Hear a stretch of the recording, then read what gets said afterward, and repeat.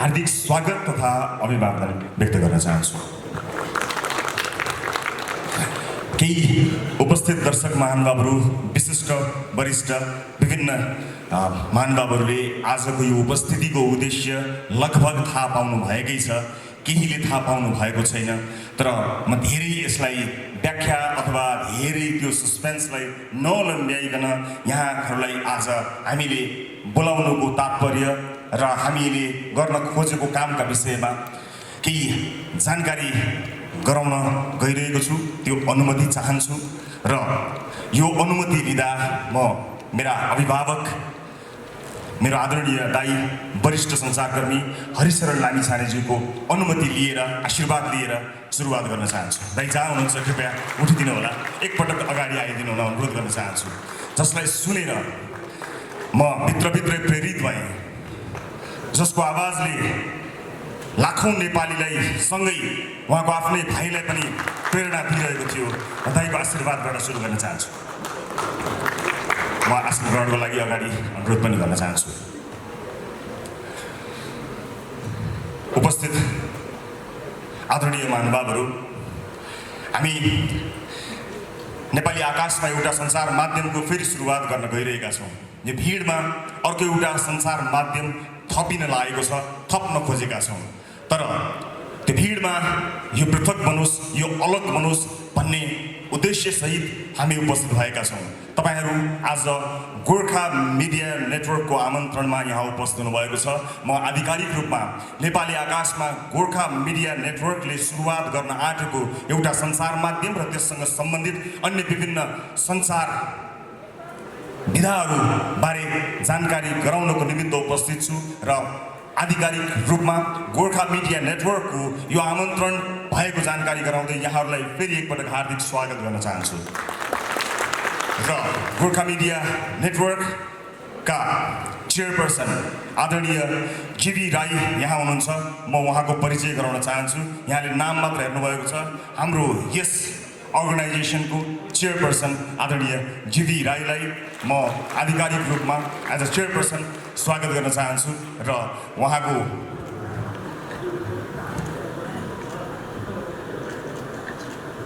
यहाँ केही सस्पेन्स अझै पनि रहेछ।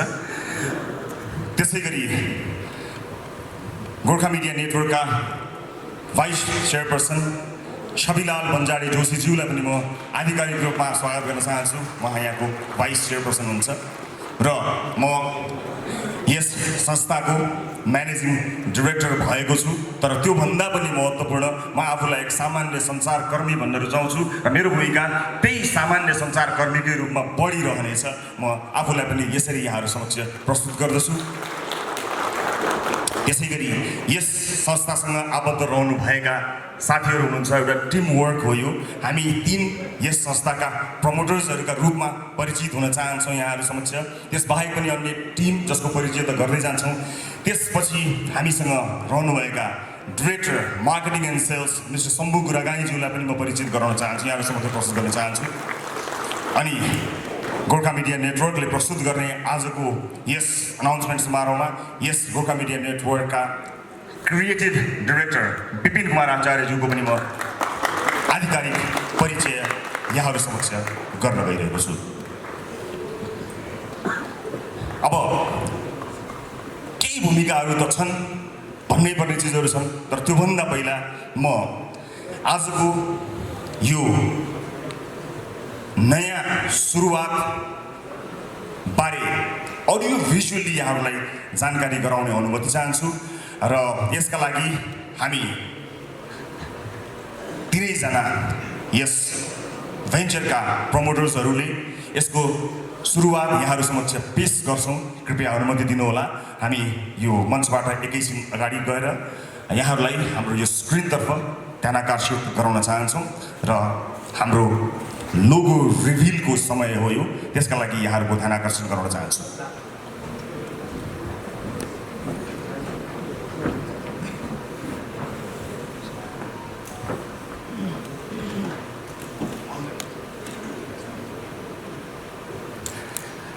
यहाँहरूले भित्री मनबाट शुभकामना र शुभाशिष सहित जोरदार ताली बजाइदिनु भयो भने हामी हाम्रो नयाँ आरम्भ हुन लागेको विषयवस्तुबारे जानकारी गराउनेछौँ र यसरी हामी तिनैजनाले यो स्विच र रिमोटबाट हाम्रो आजको सुरुवात, हाम्रो नयाँ यात्राको सुरुवात सुरु गर्दैछौँ।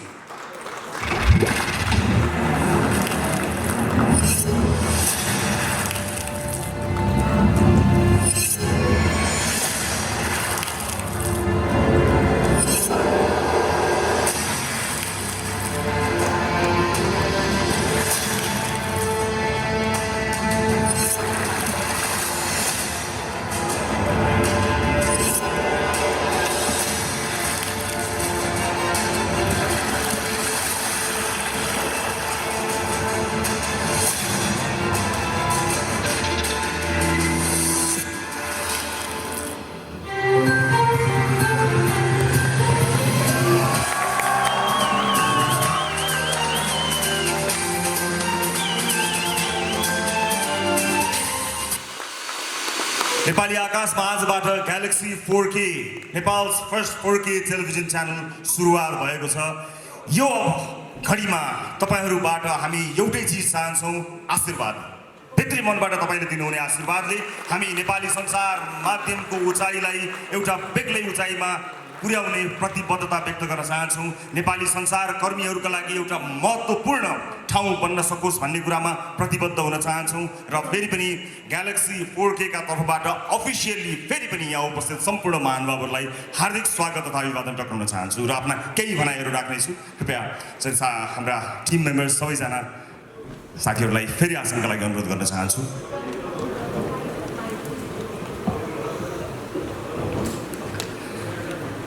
केही बेरमा नै ग्यालेक्सी 4K का विभिन्न प्लेटफर्महरुबाट तपाई हामीलाई हेर्न सक्नुहुनेछ। अहिलेलाई मेरो आधिकारिक फेसबुकबाट संसारभरि र नेपालमा यो प्रत्यक्ष प्रसारण हेरिरहनु भएको छ। सबै दर्शक महानुभावहरु, तपाई संसारको जुनसुकै कुनामा बसेर पनि हेरिरहनु भएको छ। यहाँहरु सबैबाट पनि शुभेच्छाको अपेक्षा गरेको छु। दर्शक महानुभावहरु, यो समय मानिसहरु कुरेर बसिरहेका छन्। धेरैलाई लाग्छ सम्मानित सर्वोच्च अदालतले के भन्छ त्यो कुरेर बसेका छन् मानिसहरु लाग्छ।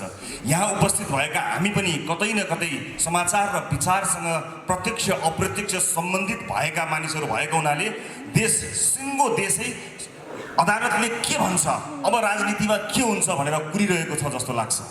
हामीलाई त्यस्तो भान हुन्छ, तर होइन। केही प्रतिशत मानिसहरुलाई मात्र अदालतले के भन्छ भन्ने चासो छ। यो देशका अधिकांश मान्छेहरुलाई भरे बेलुका के खाने भन्ने चासो छ। हरेक अधिकांश मान्छेहरु भरे बेलुकाको घाँस कुरेर बसिरहेका छन्। मन्दिरका वरपर हेर्न जानु होला, मस्जिदका वरपर हेर्न जानु होला, टोल छिमेकहरुमा हेर्नु होला, श्रम गरेर खाने मानिसहरुलाई हेर्नु होला। तिनीहरु मध्ये कोही पनि सम्मानित अदालतले के भन्छ भनेर कुरेर बसेका छैनन्। तिनको चासोको विषय होइन, केही हामी जस्ता मानिसहरुको चासो होला। तर यो देशका अधिकांश मानिसहरु न्याय नपाएर छटपटिएका छन्। तिनलाई चाहिँ आफ्नो वर्षौंसम्म अल्झिएको मुद्दामा के फैसला आउँछ भन्ने कुराको प्रतीक्षा छ, न कि अदालतले गर्ने अबको निर्णयको प्रतीक्षा छ। धेरै मानिसहरुले यो समय नै होइन, यो टेलिभिजन सुरुवात गर्ने समय नै होइन, अथवा यो सञ्चार माध्यम सुरुवात गर्ने समय नै होइन, यो त अब के हुन्छ राजनीतिमा भनेर कुर्ने समय हो भनेर भनिरहनु भएको छ। राजनीतिमा के हुन्छ भनेर यो मुलुकले कुरेको कयौं वर्ष भयो। त्यो कुर्दा कुर्दा कयौं मानिसहरुको ज्यान गयो, तर आम सर्वसाधारण मानिसको मुद्दा जिउका तिउ रह्यो। त्यसै उद्देश्यले तिनै आम सर्वसाधारणको मुद्दालाई हेडलाइन बनाउने उद्देश्य लिएर हाम्रो टिमले सुरु गरेको कार्यक्रममा मैले कहिले पनि यो देशका प्रधानमन्त्री अथवा विशिष्ट मन्त्रीहरूको अन्तर्वार्ता प्रसारण गरिन।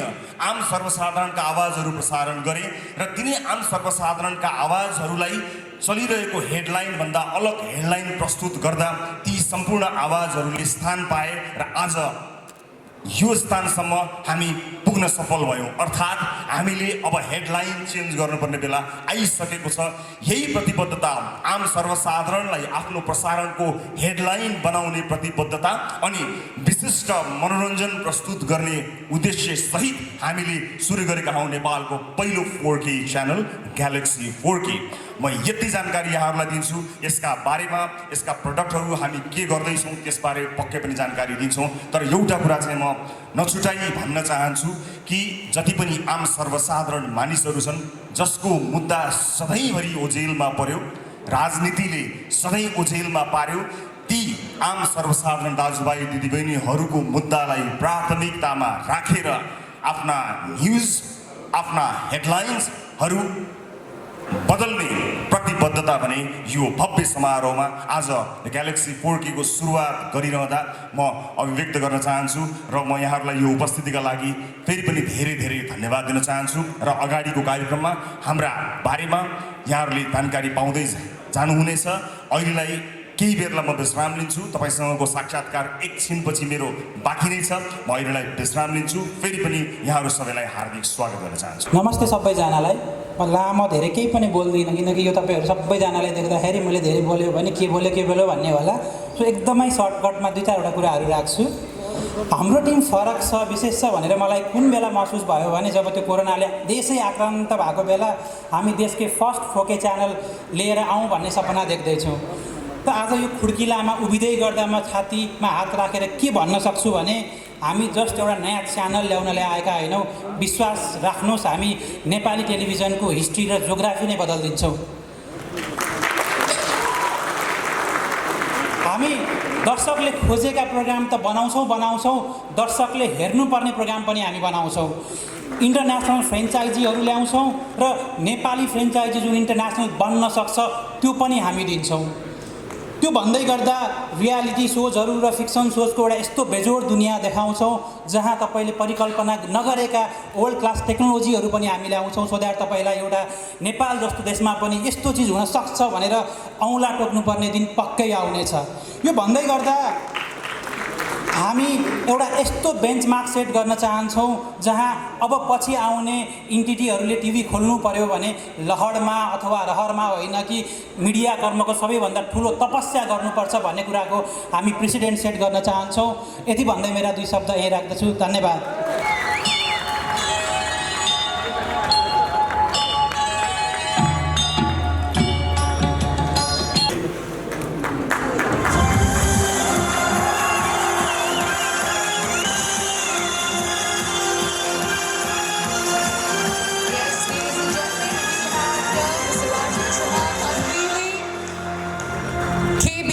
The very popular reality show KBC अब Galaxy 4K मा तपाईले हेर्न सक्नुहुन्छ। 4K, the only 4K channel in Nepal. Rajesh sir, I request you to kindly speak some few words, please. यहाँ उपस्थित सबैलाई नमस्कार छ।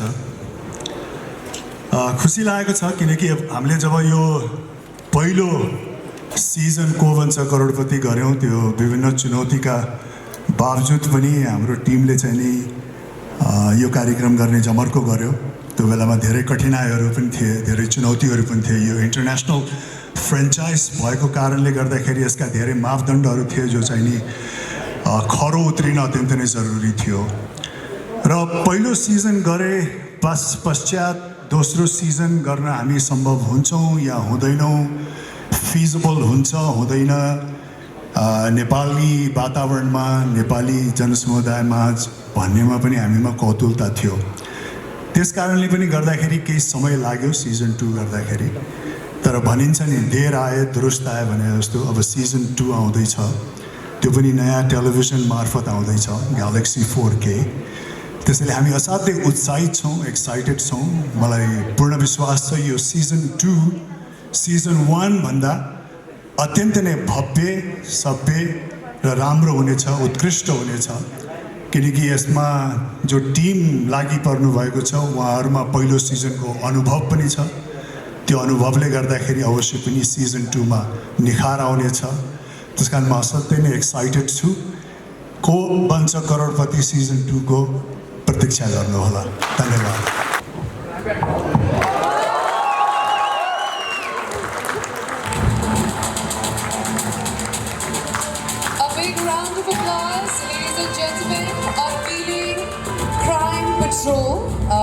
दीपक सरलाई केही शब्द बोल्नको लागि म अनुरोध गर्दछु।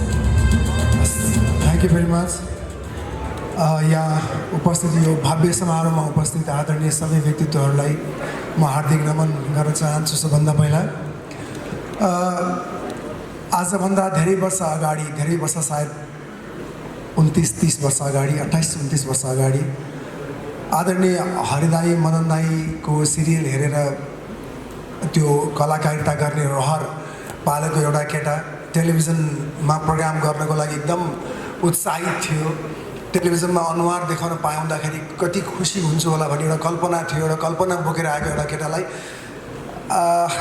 एकजना प्रोग्राममा असिस्टेन्ट गर्ने अथवा उहाँ पनि एकजना सङ्घर्ष गरेको एउटा केटाले आउनुहोस् तपाईँ एउटा टेलिभिजनमा एउटा रियालिटी सो छ, त्यहाँ आफ्नो प्रतिभा देखाउनुहोस्, तपाईँ आफ्नो क्यारिकेचर प्रतिभा रहेछ त्यो देखाउनुहोस् भनेर त्यो केटाले मलाई लिएर गएको थियो टेलिभिजनमा।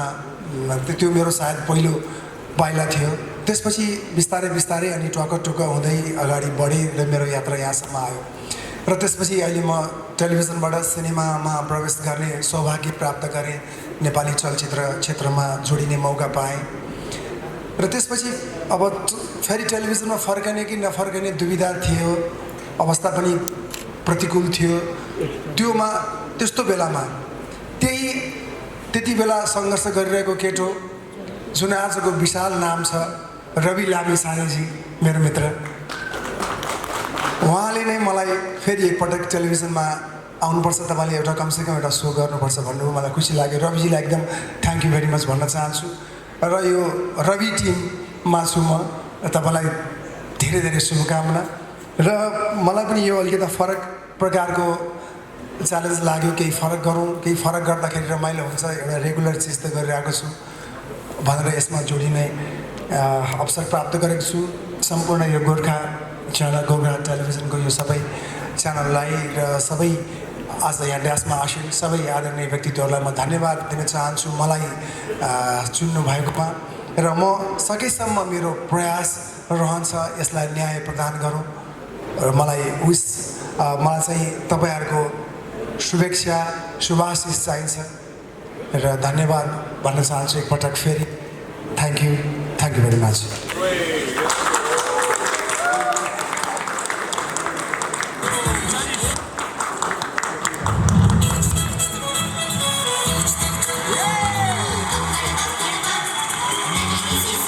हजुर, तपाईँहरू यहाँ अन्तिम भइसकेको छ सारेगामाका लिटल च्याम्प्स, इन्डियाकै नम्बर 1 र पायोनियर अफ रियालिटी सो रहेको छ यो कार्यक्रम।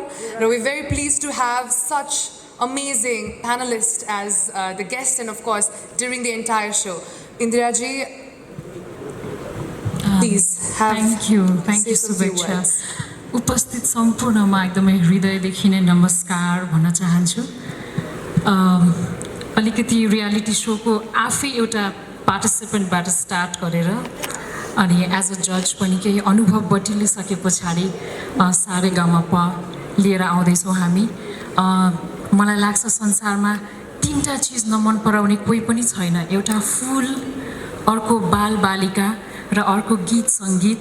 सो फुल जस्तो बच्चाहरूले गाएको गीतहरू सायद सबैले मन पराउनुहुन्छ होला, मैले आश गरेकी छु। Thank you. सरी यहाँहरू सबैले देखिरहनु नै भएको हो। हामीले first time singing reality show Nepal Idol सुरु गरेपछि त्यसका पनि थुप्रै चुनौतीहरू थिए, थुप्रै च्यालेन्जेसहरू थिए। तर यो 3 सिजन सक्दाखेरिको एउटा पाटो के भयो भने जसलाई हामीले जो त्यहाँ पार्टिसिपेन्ट हुन आउनुभयो, जो त्यहाँ गाउनु भयो, उहाँहरू सबैजना हाम्रो साथी हुनुभयो। साथी हुनुभएको मतलब हामीसँगै टुर गर्नुहुन्छ, हामीसँगै गाउनुहुन्छ, हाम्रो गीतहरू गाउनुहुन्छ, अथवा कतिजनाहरू त हामीभन्दा निकै धेरै पपुलर हुनुहुन्छ, निकै धेरै व्यस्त हुनुहुन्छ। र अब हाम्रो साथी हुने पालो भएको छ यो जेनेरेसनसँग। त्यसको लागि हामी एक्साइटेड छौँ।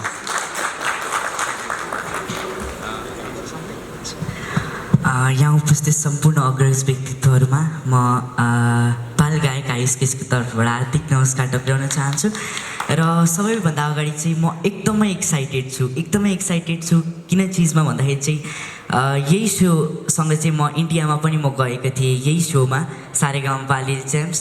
र त्यहाँ पनि मैले थुप्रै अनुभव चाहिँ मैले बटुल्न पाएँ। र साथै साथ अहिले यही सोमा चाहिँ म एज अ परिवारको रूपमा चाहिँ म जुड्न सफल भएको छु। त्यसमा म एकदमै खुसी छु र यो पुरै इन्टायर टिमलाई म धेरै धेरै धन्यवाद टक्राउन चाहन्छु। सम्पूर्णलाई एकदमै धन्यवाद दिन चाहन्छु र आगामी दिनमा पनि मलाई यस्तै गरी नै मलाई प्लेटफर्म दिनुहुन्छ भन्ने म आशा गर्दै थ्याङ्क यू सो मच भन्न चाहन्छु। Thank you so much.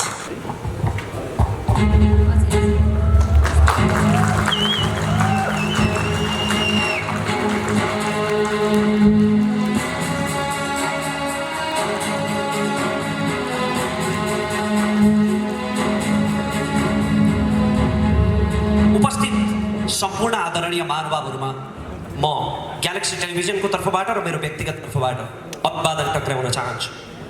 म मेरो विश्वभरिका शुभचिन्तकहरूको आशीर्वादले पब्लिक स्पिकरको ताज पहिरिसकेपछि मैले विभिन्न विषयहरूमा प्रश्न गरिरहेँ, सामाजिक विषयहरूमा प्रश्न गरिरहेँ र आम भोइ मान्छेहरूको तर्फबाट उत्तर खोजिरहेँ। कुनै विषयमा म नबोल्दा मेरा शुभचिन्तकहरूले मलाई प्रश्न गर्नुहुन्थ्यो, फलानो विषयमा रमेश किन बोलेन? किनकि मैले प्रश्न त गरिरहेँ तर तीमध्ये अधिकांश प्रश्नहरूको उत्तरै आएन, किनकि ती कुनै पनि प्रश्नहरू सम्बन्धित ठाउँमा पुगेनन्। आज तपाईँहरू सबैको विश्वभरिबाट पाएको आशीर्वादले, स्नेहले म आँखा जुदाएर हात मिलाएर हेड टु हेड प्रश्न गर्ने ठाउँमा आइपुगेको छु र ग्यालेक्सी टेलिभिजनबाट सुरुवात हुँदैछ एउटा ऐतिहासिक पृथक कार्यक्रम लाल मोहरको, जहाँ तपाईँ स्वयं सहभागी हुनुहुनेछ मसँगै। कार्यक्रमको विषयमा धेरै प्रकाश पारेर म त्यो सरप्राइज भङ्ग गर्न चाहन्न, किनकि त्यसले पहिलो कार्यक्रमको आनन्द आधा घटाइदिनेछ। तर म एउटा सर्वेको नतिजा मात्र तपाईँसँग बाँड्न चाहन्छु। हाम्रो छिमेकी राष्ट्रमा भएको एउटा मिडिया सर्वेमा यस्तो नतिजा देखियो। उनीहरू नेपालको बारेमा कति पक्षपाती छन् म त्यता जान चाहन्न, त्यसमा त एउटा महाकाव्य नै बन्छ। तर त्यो उतैकाले गरेको मिडिया सर्वे हो। छिमेकी राष्ट्रका मिडियाहरूमा गरिएको त्यो सर्वेमा देखियो कि त्यहाँका ठुला ठुला मिडियाहरू 95% राजनीतिको किचोलो र धर्म सम्प्रदायको विवादमा केन्द्रित हुन्छन् र जम्मा 5% मात्रै जनजीविकाका सवालमा अन्तर्वार्ता चलाउँछन्। यो तितो सत्य हो, तर सस्तो र सजिलो अन्तर्वार्ता चलाउने मेहनतै नगर्नुपर्ने त्यो तीव्र हावाले हाम्रा सञ्चार माध्यमहरूलाई पनि छुँदैछ। आज नीतिको बहस हुनुपर्ने नेताका अन्तर्वार्ताहरू केवल राजनैतिक किचोलो र आपसी विवादहरूमा केन्द्रित हुन थालेका छन्। के राजनीतिक नेताहरूको अन्तर्वार्ता नै नलिने? लिने, अवश्य लिने, निसन्देह लिने, तर बारम्बार सुनेर कण्ठै भइसकेका चुनावी मन्तव्यहरू दोहोर्याएर तपाईँको समय बर्बाद गर्नका लागि होइन, तथ्य तथ्याङ्क र प्रमाणको आधारमा तपाईँसँग गरेका बाचाको हिसाब किताब गर्नका लागि लिने नेताहरूको अन्तर्वार्ता। र त्यस्तो कार्यक्रमको हामी सुरुवात गर्दैछौँ, निष्पक्ष भएर, इमान्दार भएर, चर्चाको शौखिन भएर होइन, सस्तो टिआरपी खोजेर होइन, समाजप्रति साँच्चीकै जिम्मेवार भएर, कसैलाई पूर्वाग्रहले खुइल्याउनका निम्ति होइन, समस्याका समाधानहरू पहिल्याउनका निम्ति। नेपाली राजनीतिमा अहिले मिडियामा समेत कित्ताकाट गर्न थालिसके कतिपयले, फलानो मिडिया राजनीतिमा फलानो लाइनको, फलानो मिडिया फलानो line. But I would like to say यो फलानो line, but in Galaxy television there is no line. त्यसकारण हामी पूर्वाग्रह रहित र निष्पक्ष भएर कार्यक्रम सञ्चालन गर्नेछौँ। अनि अर्को मात्र एउटा कुरा मलाई यहाँनिर भन्न मन छ कि आज नेपाली टेलिभिजन टक सोहरू, अन्तर्वार्ताहरू मुख्यतया दुई प्रकारका छन्। एक प्रकारका अन्तर्वार्ताहरू केवल सामाजिक सञ्जालका मसाला बनिरहेका छन्। यी मान्छेहरूको आकर्षण हुन्छ तर त्यसले केही पनि खुराकै दिँदैन। ती अन्तर्वार्ता जहाँबाट सुरु भए त्यही सकिन्छ बिना निष्कर्ष। र अर्का खाले अन्तर्वार्ताहरू अत्यन्तै उत्कृष्ट हुन्छन्, तर तिनको प्रस्तुति र भाषा शैलीले गर्दा त्यो विद्वान वर्गलाई त ग्राह्य हुन्छ, तर म जस्ता भुइँ मान्छेहरूले धेरै बुझ्नुहुन्न। त्यसकारण अब हामी एउटा यस्तो टक सो, यस्तो अन्तर्वार्ता उत्पादन गर्ने तयारी गरिरहेका छौँ, एउटा यस्तो अन्तर्वार्ताको कल्पना गरिरहेका छौँ जुन विद्वान वर्गदेखि तपाईँ र म जस्ता भुइँ मान्छेहरूलाई पनि ग्राह्य हुनेछ। त्यसकारण हाम्रो कार्यक्रममा सँगसँगै सहभागिता जनाएर यहाँहरूले आफ्ना सुझावहरू, उत्प्रेरणाहरू दिनु नै हुनेछ। तपाईँका सुझाव, उत्प्रेरणा र स्वस्थ आलोचनाहरू हाम्रा लागि अमूल्य आशीर्वाद हुनेछन्। जय देश, धन्यवाद। सँगसँगै मिलेर उठाउनेछौँ हामी लाल मोहर।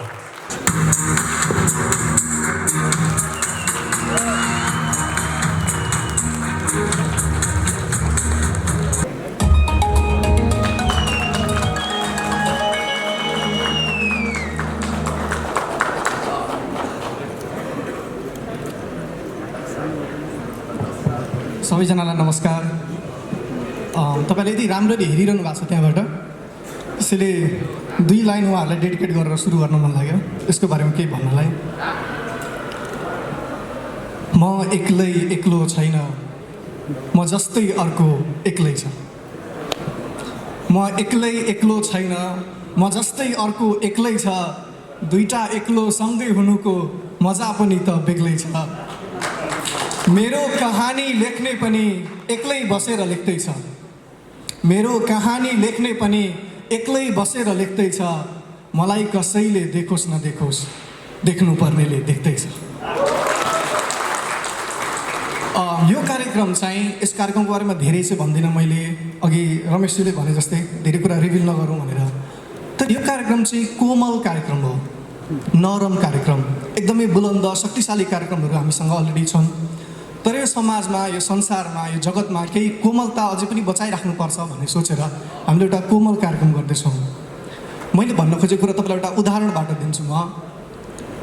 घाम चाहिँ बिहान उदाइहाल्दो रहेछ, उदाउँदा एकछिन चाहिँ हेर्न सकिने हुन्छ, तर एकछिनपछि घाम यति चर्किन्छ कि मान्छेहरू घामतिर हेर्नै छोडिदिँदा रहेछन्।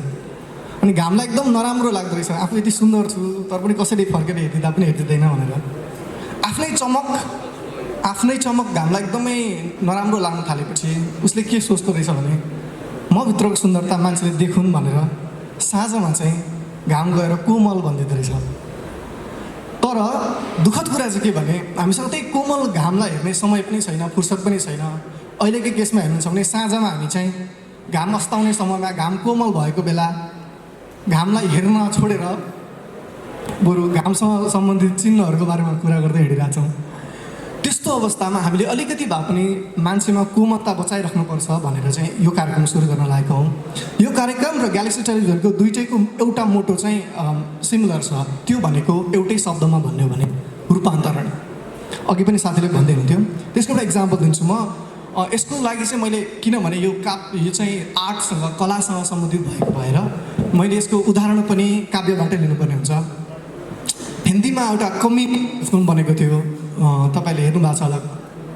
त्यसको एउटा टाइटल ट्र्याकमा चाहिँ गुलजारले लेख्नु भएको छ, जिसका भी चेहरा छिला अंदर से और निकला, जिसका भी चेहरा छिला अंदर से और निकला, मासूम सा कबूतर नाचा तो मोर निकला। हामीले चाहेको पनि न्युजमा होस्, एन्टरटेनमेन्टमा होस्, आर्टमा होस्, त्यो आर्टको, न्युजको, एन्टरटेनमेन्टको जुन कबुतर छ, यसलाई हामी ग्यालेक्सी टेलिभिजनको मार्फतबाट यसरी नचाहौँ कि ऊ मोरमा परिणत होस्, मयुरमा परिणत होस्। हामीले यसमा त्यही नै गर्न लागेका छौँ र अरू धेरै भन्दिनँ। फाइनल्ली जानुभन्दा अगाडि यो कार्यक्रम कलासँग र विशेष गरी काव्यसँग सम्बन्धित छ र कस्तो कस्तो चिजहरू सुन्न पाउनुहुन्छ भन्ने कुराको एउटा सानो उदाहरण चाहिँ मेरो भर्खरै युट्युबमा रिलिज भएको एउटा कविता छ एक्लै भन्ने, त्यसबाट तपाईँहरूलाई केही लाइन सुनाएर म यो कार्यक्रमको केही छनक दिन चाहन्छु। म पुग्ने टुप्पो मै हुँ, गाडिने झन्डा मै हुँ। विजय सर, म पुग्ने टुप्पो मै हुँ, गाडिने झन्डा मै हुँ। आफूलाई छोप्ने पोथी पनि हुँ, छोपिने अन्डा मै हुँ। एकैछिन आउनेलाई किन दिनु मैले मेरो सुख दुःखको चाबी, एकैछिन आउनेलाई किन दिनु मैले मेरो सुख दुःखको चाबी। मेरो 24 घन्टाको साथी भनेको 24 घन्टा मै हुँ। मलाई मै जागिर दिन्छु, मलाई मै जागिर दिन्छु, मलाई मै तलब दिन्छु, मलाई मै जागिर दिन्छु, मलाई मै तलब दिन्छु। मलाई म हुनलाई चाहिने जति सब दिन्छु, हरेक दिन अलग दिन्छु, नपुग्या ठाउँमा लग दिन्छु। आफैलाई खर्चेर कमाएको हुँ, म आफैमा खर्चेर सक्दिन्छु। धन्यवाद। नेपाल जस्तो सानो मुलुक, यहाँका मन्त्री, प्रधानमन्त्री, राष्ट्रपति अथवा उच्च ओहदाका मानिसहरू कसैले हेर्नै नसक्ने, छुनै नसक्ने नहुन्। ठाउँ ठाउँमा भेट हुन्, तरकारी किन्दा भेट हुन्, बस चढ्दा भेट हुन्, मन्दिर जाँदा भेट हुन् भन्ने सोचेर देशका प्रधानमन्त्रीलाई राष्ट्रिय टेलिभिजनमा प्रत्यक्ष उपस्थित गराएर जनताको जनजीविकासँग सम्बन्धित प्रश्नहरू र त्यसको प्रत्यक्ष जवाफ दिने उद्देश्यले सिधा कुरा प्रधानमन्त्रीसँग भन्ने कार्यक्रमको अवधारणा निर्माण गर्यौं, जसलाई स्वीकार गरेर सम्माननीय प्रधानमन्त्री केपी शर्मा ओली हरेक हप्ता त्यो कार्यक्रममा जनताको मुद्दामा जवाफ दिन उपस्थित भइदिनु भयो। त्यसरी शुभारम्भ भएको कार्यक्रम प्रधानमन्त्रीका लागि बनेको कार्यक्रम कुनै व्यक्तिका लागि बनेको थिएन। प्रधानमन्त्री परिवर्तन हुँदा पनि प्रधानमन्त्री जो आए तापनि जनताको मुद्दा समावेश होस् भनेर सुरु गरिएको कार्यक्रममा सरकार फेरिँदै गर्दा, प्रधानमन्त्री फेरिँदै गर्दा त्यो कार्यक्रम बन्द त भएन। कार्यक्रमका सबै चिज आए, म मात्र हटाइएँ। म त्यो चोटमा थिएँ, त्यो पीडामा थिएँ। तर जनताको त्यो मुद्दालाई भने निरन्तरता प्रदान गर्न सिधा कुरा प्रधानमन्त्री कार्यक्रम अरू कसैले चलाइदिए पनि सिधा कुरा जनतासँग भनेर त्यो सिधा प्रश्न सोध्ने, सिधा कुराकानी गर्ने सिलसिलालाई निरन्तरता प्रदान गरेँ र त्यो कार्यक्रम आम सर्वसाधारणको एउटा अत्यन्त महत्त्वपूर्ण मञ्च बन्यो। दुःखमा परेका, पीडामा परेका, हेपिएका, पिल्सिएका मानिसहरूले त्यो कार्यक्रमलाई आफ्नो मनमा सजाउनु भयो र उहाँहरूको आवाजलाई प्रस्तुत गरेर मैले अघि भने जस्तै हामीले एउटा नेपाली सञ्चार माध्यममा हेडलाइन परिवर्तन गर्ने कोसिस र सम्मर्को गऱ्यौँ। तर समय र परिस्थिति सँगसँगै त्यो कार्यक्रम पनि अहिले म सञ्चालन गर्दिनँ। कार्यक्रम सञ्चालन भइरहेको छ सिधा कुरा जनतासँग। तर सिधा कुरा अब के त? अहिलेलाई मैले सिधा कुरा डट डट डट राखेको छु। एउटा कार्यक्रम कसले सञ्चालन गर्छ, कहाँ प्रसारण हुन्छ भन्ने कुराले मेरो लागि महत्त्व राख्दैन। आम सर्वसाधारणका मुद्दाहरू यदि जसले जहाँबाट पनि सञ्चालन त्यही ढङ्गमा गर्न सके र आम सर्वसाधारणका मुद्दाहरू सशक्त रूपमा प्रस्तुत हुन सके भने त्यो कार्यक्रम जहाँबाट सञ्चालन भए पनि त्यसबाट सबैभन्दा बढी सुख महसुस गर्ने मानिस मै हुनेछु। तर यदि त्यसले आम जनताको सर्वसाधारणको दुःख पीडा जसरी हामीले प्रस्तुत गरेका थियौँ त्यसरी प्रस्तुत गर्न सकेनछ भने त्यसको सुरुवातकर्ताको हैसियतले मैले त्यस कार्यक्रमतर्फ हेर्नै पर्ने हुन्छ।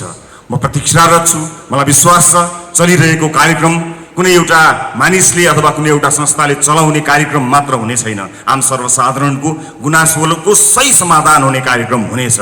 म प्रतीक्षारत छु।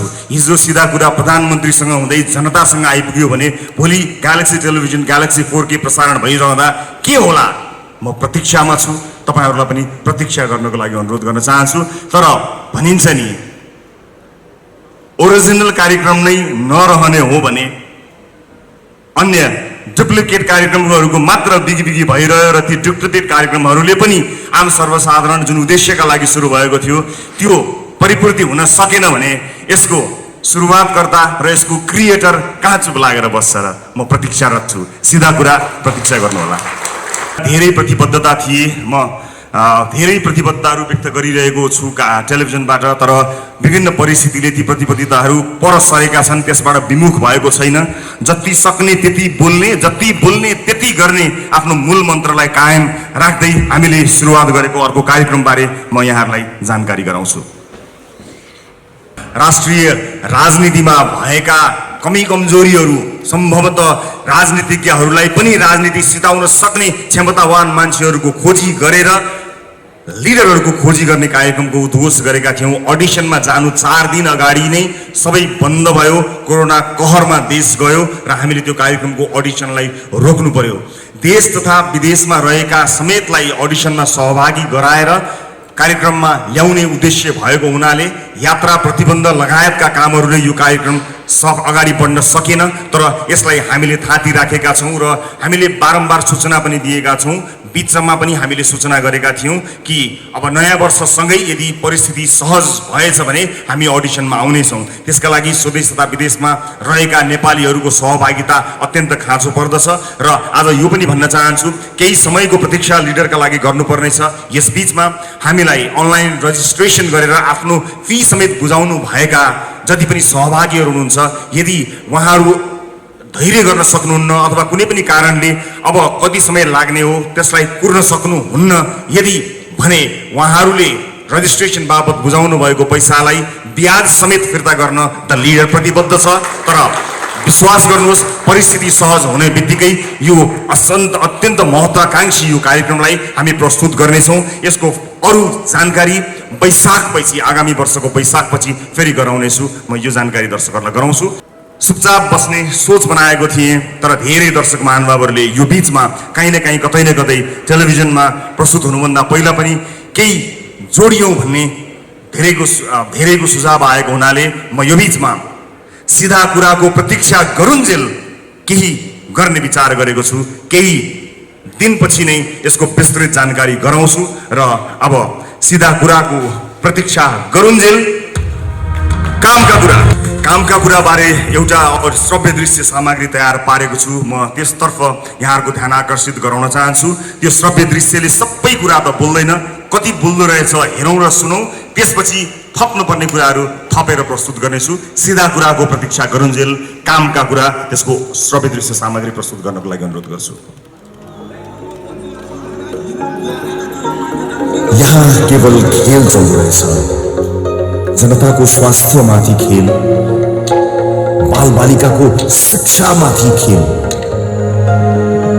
लाखौं युवाहरूको भविष्यमाथि खेल, गरिबको कासमै खेल, तरी चुहिने छानो भएको बास आसमै खेल, झिनो आसमै खेल, आउने जाने सबले खेल खेलाए, खेल देखाए।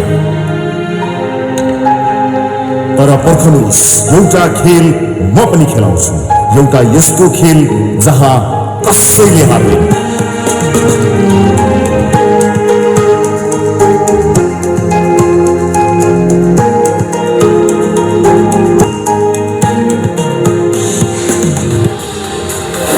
प्रतीक्षा गर्नुहोस्।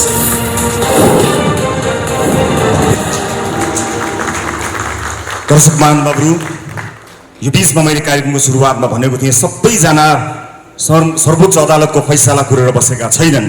धेरैजना आफ्ना केटाकेटीहरूको विद्यालयको फी तिर्न कुरेर बसेका छन्, भरे खाने खानाको जोहो गर्नका लागि काम कुरेर बसेका छन्, अस्पतालको बिल तिर्नका लागि कुरेर बसेका छन्। त्यो प्रतीक्षालाई केही शान्त गर्न, त्यतिन्जेल वास्तविक आवश्यकता परेका मानिसहरूलाई सही ढङ्गले मद्दत गर्नका लागि हामी कामका कुराको सुरुवात गर्दैछौँ। यो कार्यक्रम ग्यालेक्सी 4K टेलिभिजनमा आउनुभन्दा अगाडि यो बिचमा यो तयारी हुँदै गर्दा ग्यालेक्सी 4K को युट्युब च्यानल र हाम्रो विभिन्न अन्य प्लेटफर्महरू छन्, मोबाइल एप्लिकेसन मार्फतबाट आउँछ। यो एउटा खेल हो, सबैले खेल देखाए, आउने जाने सबले खेल देखाए।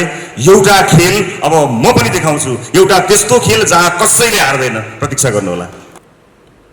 सोचिरहेको छु कि कुरा कहाँबाट सुरु गरौँ भनेर।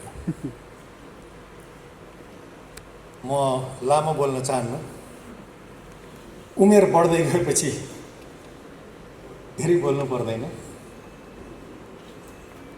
र धेरै बोल्दैमा केही हुँदा पनि हुँदैन।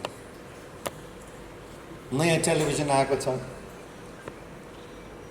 जे चिज पनि नयाँ आउँदा हामी त्यही भन्छौँ कि हामी पृथक हुन्छौँ भनेर। यो संसारमा पृथक केही पनि हुन सक्दैन। यो संसारमा जम्मा 5वटा आइडिया छन्, त्यही आइडियाको सेरोफेरो हो। हामी के भन्छौँ भन्ने कुराको कुनै अर्थ छैन। मलाई लाग्छ भन्नु पर्ने कुरा जति सबै भनिसकिएका छन्, हामी कसरी भन्छौँ भन्ने कुराको छ।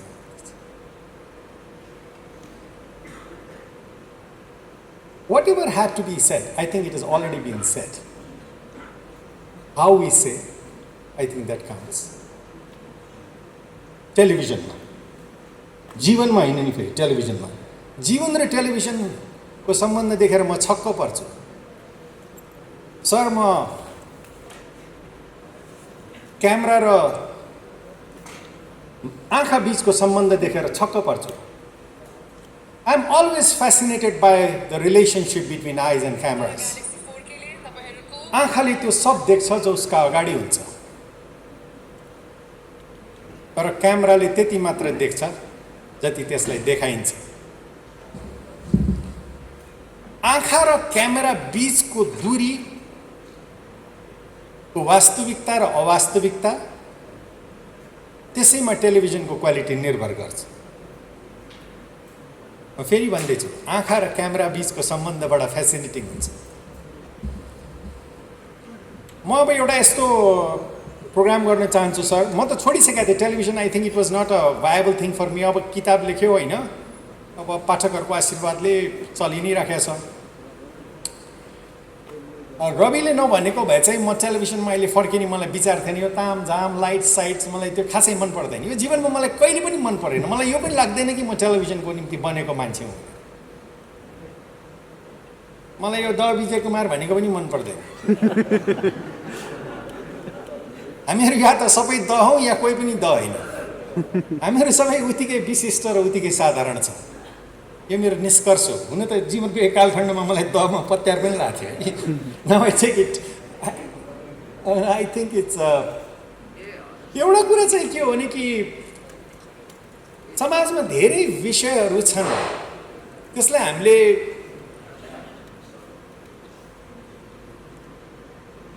एउटा समग्र रूपमा जोड्न सक्छौँ कि सक्दैनौँ। सर्वोच्च अदालतको फैसलाको पनि अर्थ छ,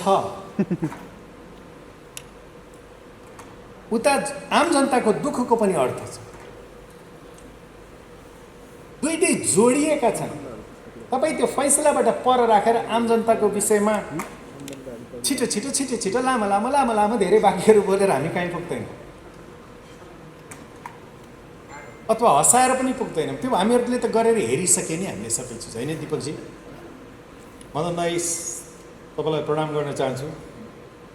हरिवंशको चाहिँ भन्न सक्दिनँ कि ऊ जेठो कि म जेठो भनेर, उयो हाम्रो डिबेट छैन यसमा हो होइन। हाम्रो सम्झौता भएको थियो कि 6 महिना तपाईँ जेठो र 6 महिना म जेठो बस्ने होइन। तपाईँले पनि यो नेकपाको अध्यक्षहरूको सम्झौता त्यस्तो त होइन। Anyway, it's joy to see you there, and I've seen the fascinating journey of Deepakji, the way you have graduated. म पनि एउटा चाहना छ राजेशजी, भगवान् गरोस् एउटा इन्टरभ्यू फेरि एकचोटि होइजाओस् होइन। तर म पनि अब ग्रेजुएट गर्न चाहन्छु। त्यही काम गर्नको चाहिँ म टेलिभिजनमा फर्किन चाहन्न। आई वान्ट टु सी यी नयाँ तरिकाले चिजहरू भन्न सकिन्छ कि। रविले नभनेको भए चाहिँ म आउँदैन थिएँ। मलाई यसको चेयरम्यानको हो अध्यक्षको हो भने पनि यहाँ भर्खर देखेँ, थाहा पनि छैन होइन। मेरो लागि चाहिँ यो सम्बन्धहरू भन्ने एउटा उहाँले एउटा टाइटल, मेरो किताबसँग मात्रै रिलेटेड छैन, हरेक चिज सम्बन्धसँगै जोडिन्छ। म बिदा हुन चाहन्छु। निरशाजी सर, धेरै वर्ष पहिला, 3500 वर्ष पहिला तपाईँले बडा स्नेहले, बडा प्रेमले र बडा कठोरताका साथ पनि, आजभोलिको मान्छेको एउटा समस्या के छ भने ऊ सफलता चाहिँ चाहन्छ तर अनुशासन पाठ चाहिँ लिन चाहँदैन। आजसम्म पृथ्वीमा कुनै मानिस सफल भएको छैन जो एउटा कठोर अनुशासनको परिधिभित्र नहुर्किएको होस्। टेलिभिजनको ढोका खोलिदिनु भएको थियो सर। म त्यो क्षण सम्झिन्छु जुन दिन म पहिलोचोटि तपाईँको अफिसमा गएको थिएँ। तपाईँले मलाई देख्ने बित्तिकै आफूले पाउने भन्दा म उहाँसँग काम गर्न चाहन्न थिएँ, तर somehow he encouraged me so much.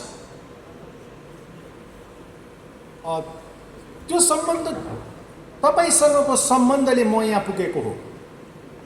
सम्बन्धले मात्रै होइन होइन, मैले पनि अलिअलि काम गरेको होला होइन सर। तर बलिसकेको आगो त जसले पनि ताप्छ। आगो बल्ने हो कि निप्ने हो, त्यो बेलामा अलिकति सहयोग गरोस्, सहारा दियोस्, प्रोत्साहित गरोस्, तब नमानिस्।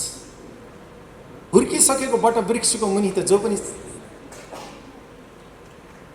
छाया लिन सक्छ। ठुलो विशाल वटवृक्षको मुनि जसले पनि छाया लिन सक्छ। सानो बिरुवा रोपोस्, तब नमानिस्। तपाईँले नेपाली टेलिभिजन इतिहासको तपाईँ विश्व पितामह हुनुहुन्छ।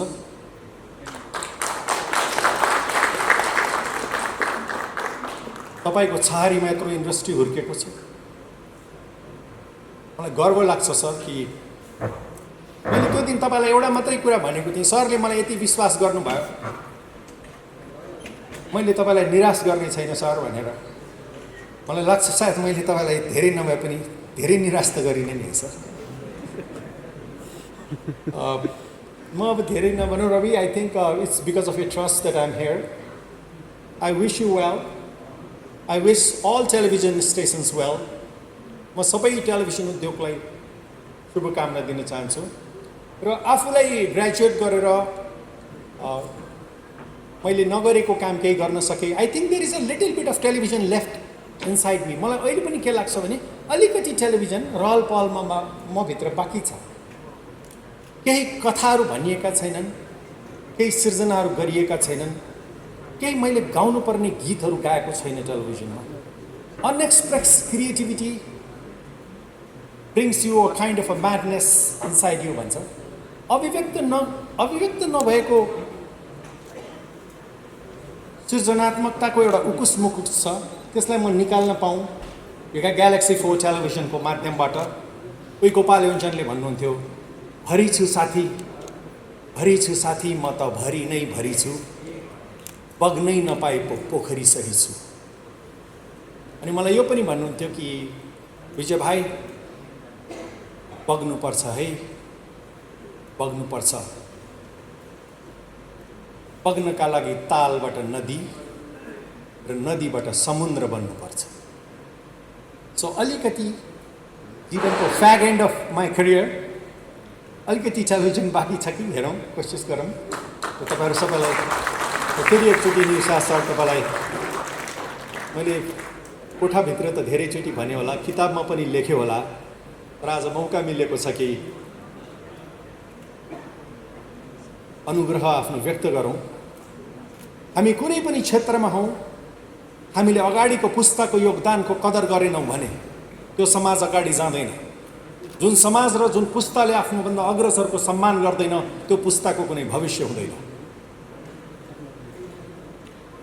तपाईँको स्नेह हाम्रो स्टेसनले पाइराखोस्।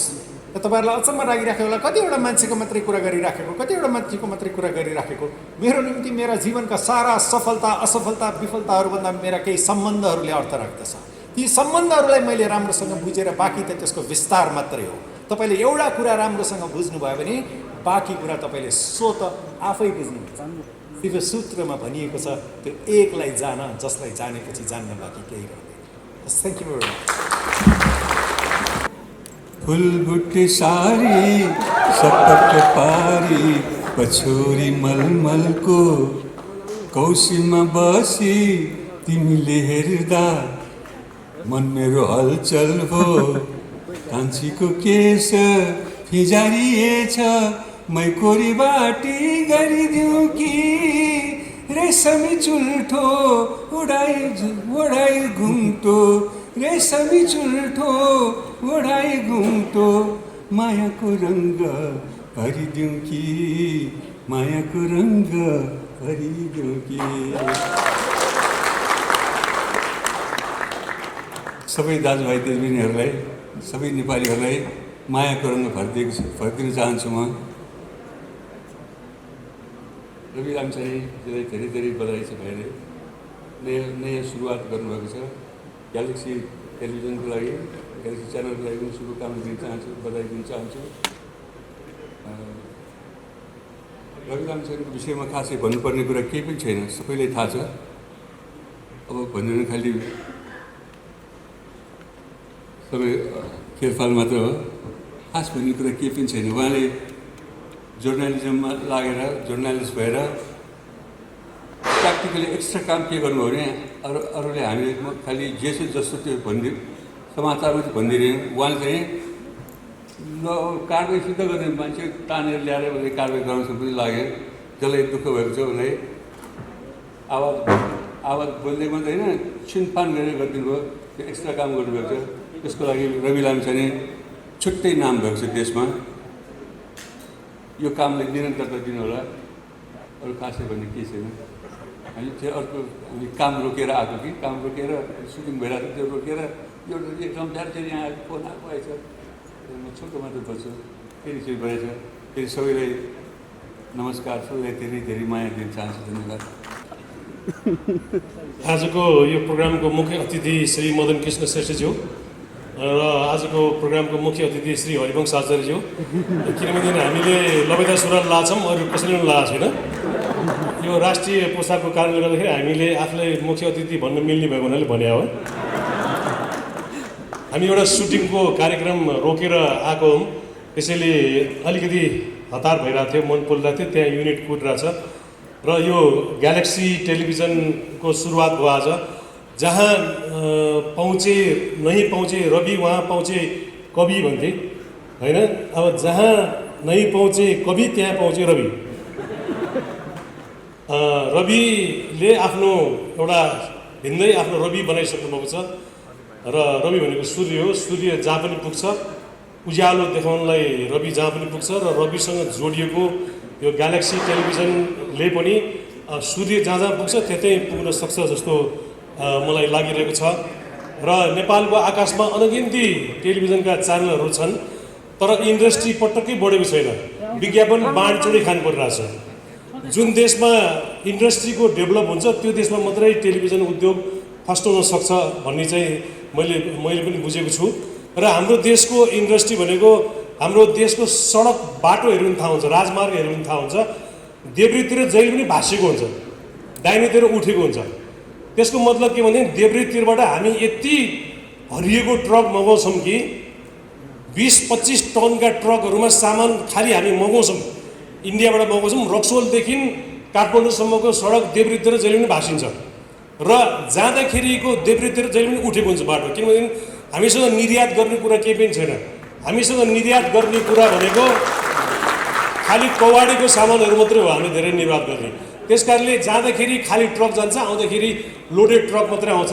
त्यो कारणले गर्दाखेरि देशमा टेलिभिजनको इन्डस्ट्रीहरू त धमाधम थपिँदैछ तर साँच्चीकै इन्डस्ट्री नथपिकन विज्ञापनको मार्केट बढ्दैन।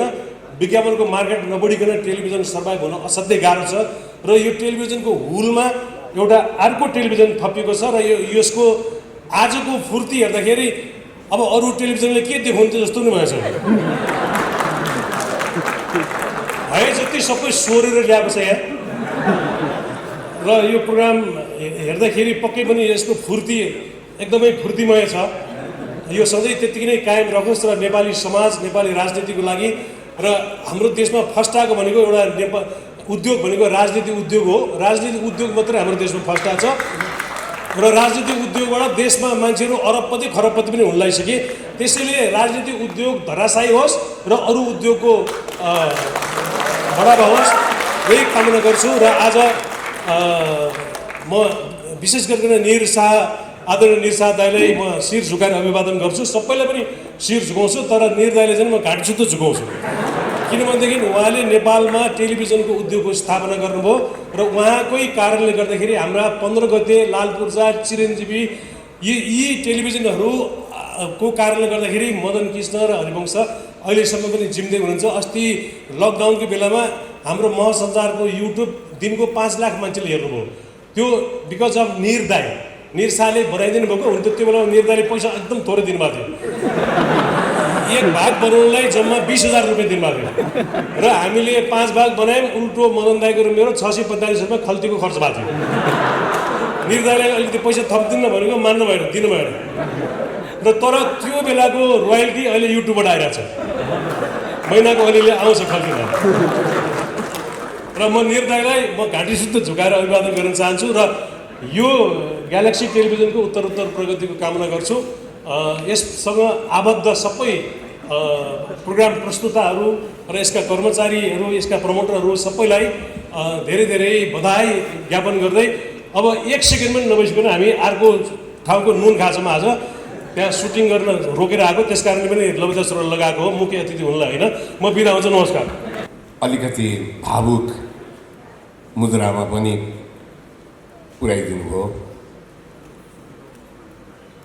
गोर्खा मिडिया नेटवर्कका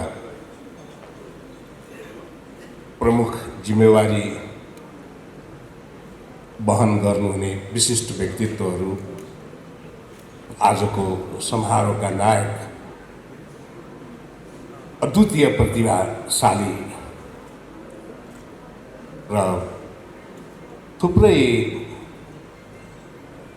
आयामबाट मैले उहाँलाई निहाल्ने मौका पाएको छु। एउटा पाटो झन् तपाईँहरू कतिको परिचित हुनुहुन्छ मलाई थाहा छैन। एउटा क्षेत्र जोसँग म नजिकबाट गाँसिएको छु, गीत लेखनको। हाम्रो रवि लामिछानेजी असाध्य राम्रो गीतकार पनि हुनुहुन्छ। त्यो अद्वितीय व्यक्तित्व, यस प्रेक्षालयमा उपस्थित सम्पूर्ण सहकर्मी, सञ्चारकर्मी मित्रहरू, वरिष्ठ गण्य मान्य जनहरू, विभिन्न टेलिभिजन संस्थाका साथीहरू, उपस्थित सम्पूर्ण महिला तथा सज्जनवृन्द, तपाईँहरू सबैमा मेरो हार्दिक अभिवादन छ। दुईटा कुरोको खोजीले मानिसको जीवनमा उसको विगतलाई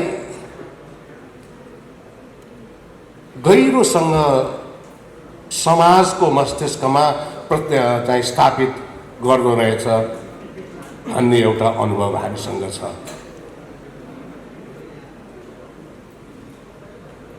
विजय कुमारजी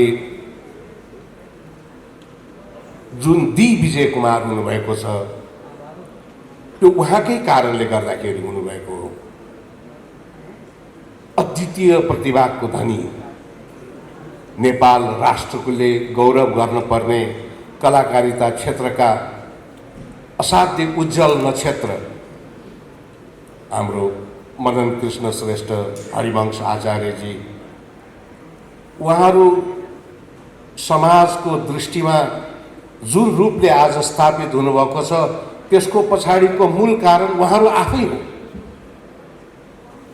महानायक यहाँ हुनुहुन्छ राजेश हमालजी, त्यस्तै एउटा जीवनमा आफ्नो गोरेटो आफै कोर्न सफल कति व्यक्तिहरू हुनुहुन्छ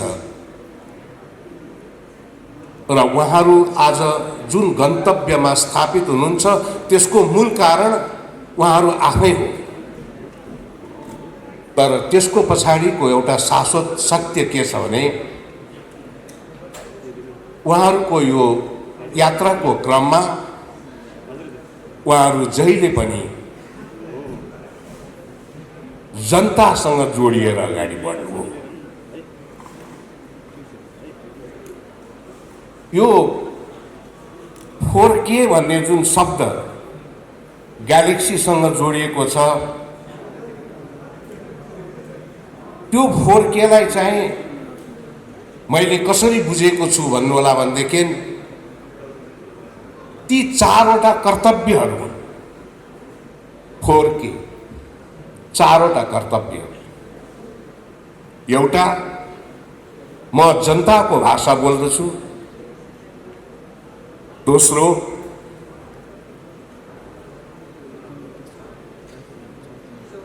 म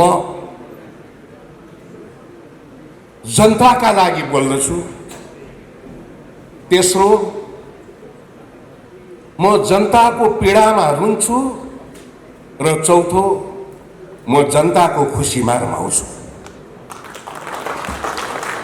यो चारवटा केलाई आफ्नो मूल कर्मको आधारशिला बनाउन सक्नुभयो भनेदेखि ग्यालेक्सी टिभीको यात्रा अरू थुप्रै सञ्चार माध्यमका यात्राहरूभन्दा भिन्न हुन सक्छ। एउटा कुरा यहाँहरूलाई अभिव्यक्त गर्दा मलाई एक किसिमको खुसी पनि अनुभूत हुन्छ कि आजको जस्तो समारोह नेपाल टेलिभिजनको इतिहासमा मैले साक्षात्कार गर्न पाउला भनेर कहिले पनि सोचेको थिएन। टेलिभिजन कर्ममा लाग्न लागेका मानिसहरूलाई बेग्लै दृष्टिकोणले हेर्ने समयलाई पार गरेर हामी आएका हौँ। जति बेला नेपाल टेलिभिजनको स्थापना गर्नतिर हामी लागेका थियौँ, हामीसँग कोही पनि थिएन। 32 जना असाध्य प्रतिबद्ध मानिसहरू थिए जो बिना पारिश्रमिक काम गर्थे। तर जब नेपाली दर्शकले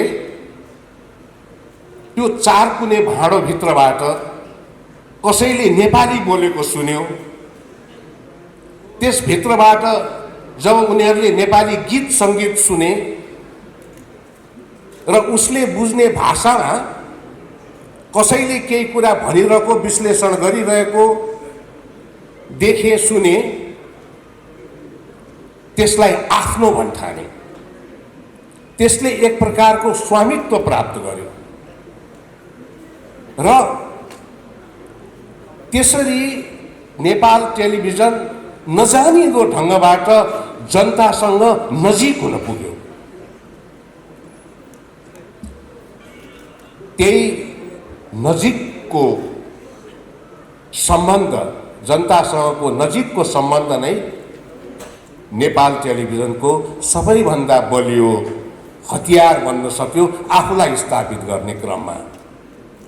त्यसलाई कसैले पनि डगमगाउन, त्यसलाई कसैले पनि नाश गर्न, त्यसको कसैले पनि बिगार गर्न सकेन, किनभनेदेखि उसँग जनताको स्वामित्व पनि थियो, जनताको भावना पनि थियो। त्यसमाथि क्यापिटलाइज्ड भएर नेपाल टेलिभिजनले आफ्नो यात्रा तय गरेको हो। अब मिडिया हिस्ट्रीकै कुरा गर्दा पनि रवि लामिछाने आज एउटा ब्रान्ड भएको छ। ऊ एउटा व्यक्ति मात्र भएको छैन, ऊ एउटा ब्रान्ड भएको छ।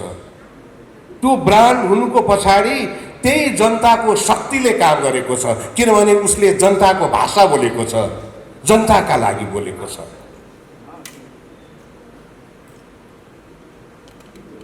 म यो पनि स्पष्टसँग सम्झन्छु, जुन बेला हामी नेपालमा टेलिभिजन युएचएफमा इस्टाब्लिस गर्ने हो कि भिएचएफमा इस्टाब्लिस गर्ने हो कि सिक्याम सिस्टममा गर्ने हो कि प्यालमा गर्ने हो कि,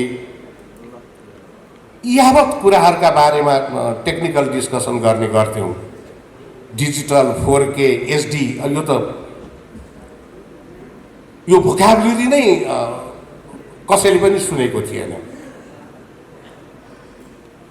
अति सामान्य SD स्ट्यान्डर्ड अपरेसन स्ट्यान्डर्ड डेफिनेसनमा VHS फर्मेटमा सुरु भएको न हो नेपाल टेलिभिजनको इतिहास। तर त्यो क्वालिटीलाई पनि यो मेरो हो भन्ने भावनाका साथ नेपाली दर्शकहरूले हेरेकै हुन्। अभूतपूर्व माया चाहिँ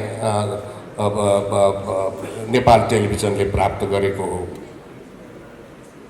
दशौं हजार कलाकार र प्राविधिकहरूलाई जन्म दिएको छ नेपाल टेलिभिजनले। राष्ट्रिय चलचित्र उद्योगको स्वरूपलाई नै परिवर्तन गरेको छ। त्यसरी जनतासँग नजिक भएर काम गर्दाखेरि जसरी रवि लामिछाने नाम गरेको व्यक्ति, रवि लामिछाने नाम गरेको एउटा ब्रान्ड बन्न सक्यो, त्यसलाई नै शिरोधार्य गरेर सदैव मन मस्तिष्कको प्रमुख स्थानमा जनताको भावनालाई राखेर अगाडि बढ्न सक्नुभयो भनेदेखि निश्चित रूपमा जुन पृथकताका साथ तपाईँ अगाडि बढ्छु भन्ने सङ्कल्प गर्नुभएको छ, त्यो सपना तपाईँको साकार हुन्छ र त्यो मूल मन्त्रलाई कहिले नबिर्सनुहोला। नेपालको एउटा साह्रै दुःखलाग्दो सत्यता भनेको उन्नतशील समृद्धशाली बन्नका लागि हामीसँग जे पनि छ, तर जस्तो हुनुपर्ने हो त्यस्तो चाहिँ छैन। नेपालमा टेलिभिजनको इतिहास पनि त्यही नै हो। प्रशस्त मात्रामा टेलिभिजनहरू छन्, प्रशस्त मात्रामा टेलिभिजन कर्मीहरू छन्, प्रशस्त मात्रामा टेलिभिजन कर्मलाई अगाडि बढाउन खोज्ने काँध र हातहरू पनि छन्। तापनि टेलिभिजन जस्तो हुनुपर्ने हो त्यस्तो चाहिँ आजका दिनसम्म पनि हुन सकेको छैन। किनभनेदेखि यो मुलुकका धेरै महत्त्वपूर्ण कुराहरू जति आवश्यक छन् ती छन्, तर जस्तो हुनुपर्ने हो त्यस्तो चाहिँ छैन। तसर्थ साँच्चीकै टेलिभिजनको मूल मर्मलाई जुन उद्देश्य प्राप्तिका लागि यो आम संसारको मानव सभ्यताको इतिहासमा जन्म भएको हुनुपर्दछ, त्यसलाई मेरो कर्मको मूल मन्त्र यही हो भन्ने सोचेर ग्यालेक्सी टिभी अगाडि बढ्न सकोस्, गोर्खा मिडिया नेटवर्क अगाडि बढ्न सकोस् र यसले अघि एकजना यहाँका निर्देशकज्यूले भन्नुभए जस्तै टेलिभिजनको इतिहासमा एउटा अर्को सुनौलो कालखण्ड रच्न सक्षम होस्। नेपालका हर चिजलाई, नेपालका हर उत्पादनलाई र विशेषतः नेपालको राष्ट्रिय चलचित्र उद्योग र राष्ट्रिय टेलिभिजन उद्योगलाई असाध्य माया गर्ने एउटा नेपाली नागरिकको हैसियतले तपाईहरूको यो यात्रा बिना कुनै रुकावट सदैव अगाडि बढ्दै जाओस् भन्ने हृदयको अन्तरबाट असाध्य सिन्सियर मोस्ट बेस्ट विशेषका साथै आफ्नो भनाइ यहीँ टुङ्ग्याउने अनुमति चाहन्छु। स्वाभाविक रूपमा एउटा सृजना गरेको मान्छेलाई आफूले सृजना गरेको चिजको माया भइ नै रहन्छ र यस अर्थमा मैले त्यो कार्यक्रमको आधिकारिकताका बारेमा उठेका प्रश्नहरूलाई मैले थाँती राखेकै छु। मैले अगाडि पनि बताएँ, म केही समय प्रतीक्षारत छु र त्यो कार्यक्रम कहाँ कसले प्रसारण गर्छ भन्ने कुराले भन्दा पनि त्यो कार्यक्रममा आम सर्वसाधारणको गुनासो जसरी जुन ढङ्गले हाम्रो टिमले सञ्चालन गर्दा जुन ढङ्गबाट त्यो चाहिँ त्यसलाई हेरिन्थ्यो अथवा त्यो समाधान हुन्थ्यो त्यही ढङ्गबाट हुन सक्छ कि सक्दैन भन्ने कुरा मेरो लागि प्रतीक्षाको विषय छ। त्यसकारणले हिजो सिधा कुरा प्रधानमन्त्रीसँग गरेपछि जनतासँग गर्नु परेको थियो, सिधा कुरा जनतासँग पछि फेरि केही थप्नुपर्ने पो हो कि म त्यसको लागि ओपन त छु। तर सँगसँगै आफूले जन्माएको शिशु कसरी हुर्कन्छ भन्ने कुरामा चाहिँ मैले अलिकति यहाँहरूलाई शङ्काको सुविधा मात्र दिन खोजेको मात्रै हुँ। म हेरिरहेको छु, थाहा छैन, हामी सम्भवतः नयाँ वर्षसँगै यसलाई टेलिभिजनमा प्रसारण गर्छौँ। त्यतिन्जेलसम्म मैले प्रतीक्षा नै गर्नुपर्ने हुन्छ।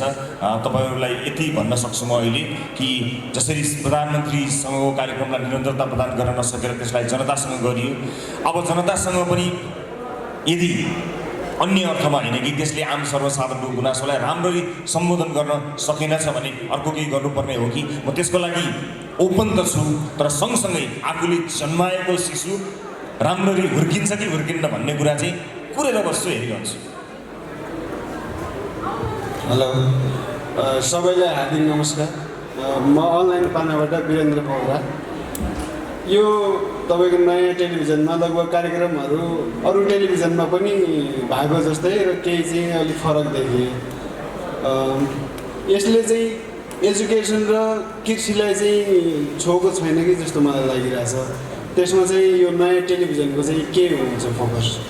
हामीले सबै कार्यक्रमहरू उद्घोष गरेका होइनौँ। आज हामी कन्फर्म भएका, हामीले बनाउने क्रमलाई सुरुवात गरेका केही कार्यक्रमहरूको अनाउन्समेन्ट मात्र हो। यो सम्पूर्ण अनाउन्समेन्ट यो होइन।